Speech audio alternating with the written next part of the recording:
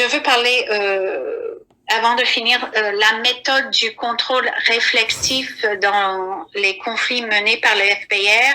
L'un des principaux objectifs de guerre est de compromettre le processus de prise de décision de l'ennemi. Alors, cet objectif est souvent atteint par le recours à la désinformation ou le camouflage ou à tout autre stratagème. C'est ce qu'on appelle la théorie du contrôle réflexif. C'est un moyen de transmettre à un adversaire des informations pertinentes, particulières pour le convaincre à prendre volontairement la décision prédéterminée souhaitée par l'initiateur de l'action. Il s'agit ici de la provocation. Par exemple, je reviens au Rwanda. En février 94, les commandos du FPR ont infiltré les milices Hutus dans un endroit qui s'appelle Butare au Rwanda. Et ces commandos du FPR ont tué les politiciens Hutus. Alors le FPR s'attendait à une réaction importante. Ensuite, ces miliciens Hutus et d'autres partisans ont tué leurs opposants, les Hutus et les Tutsis à l'époque. Alors le chaos et les massacres étaient le résultat que le FPR avait souhaité déclencher. C'était un test. Le FPR a provoqué ces actes parce qu'il savait que justement, s'il tuait des politiciens Hutus, ça allait déclencher le chaos. Il faisait ça juste avant le génocide contre les Tutsis. Alors, le même phénomène s'est reproduit au Rwanda dans les semaines après.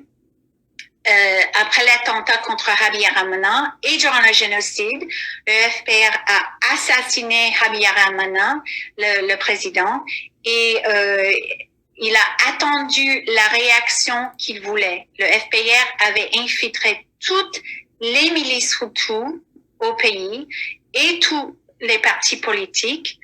Le FPR a attisé le conflit, a encouragé avec ses commandos les massacres des Hutus opposants et les Tutsis et ont participé directement au massacre de ces deux groupes. Ça, c'était le but de l'infiltration. Concrètement, le service de renseignement, le DMI, a autorisé les assassinats des politiciens Hutus afin de créer des tensions et alimenter des violences. Les commandos ont répandu la terreur et ont créé la confusion au sein de la population.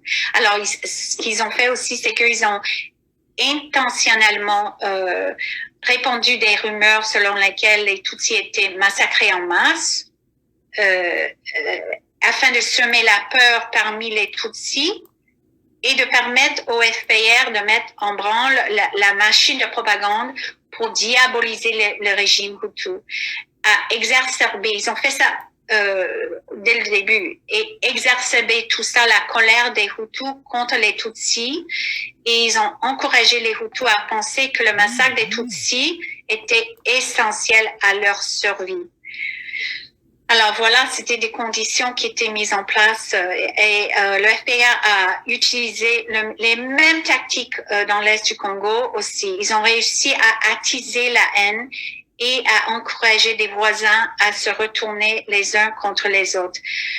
Quand les experts de l'ONU trouvent que les forces rwandaises sont présentes sur le territoire congolais, on remarque qu'il y a une silence radio à Kinshasa où le président Félix Tshisekedi serre la main de Kagame ou évoque la possibilité que le FPR serait utile pour créer la stabilité dans l'Est du Congo et l'armée congolaise pourrait finalement neutraliser le FDLR, par exemple, c'est une milice Hutu.